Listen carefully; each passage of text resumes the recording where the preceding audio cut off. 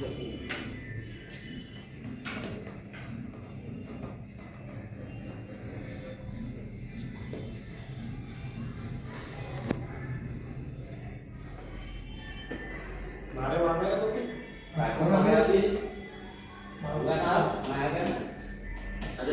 नाव जुनेद खान फकरुल्ला खान. मी देवलघाट ग्रामपंचायतनी जे लाखो रुपये विकासाच्या नावावर काढून घेतले त्याची वारंवार तक्रार केली होती. त्या तक्रारच्या अनुषंगाने चौकशी झाली. चौकशीमध्ये सरपंच सचिव यांनी भ्रष्टाचार केलेला आहे असा निष्पष्ट झाला.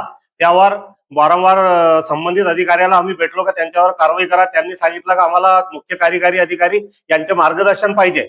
मुख्य कार्यकारी अधिकारी यांना पंचायत समितीला मार्गदर्शन दिले या GR प्रमाणे यांच्यावर तात्काळ कारवाई करून तक्रारकर्ता यांना परस्पर कळावे.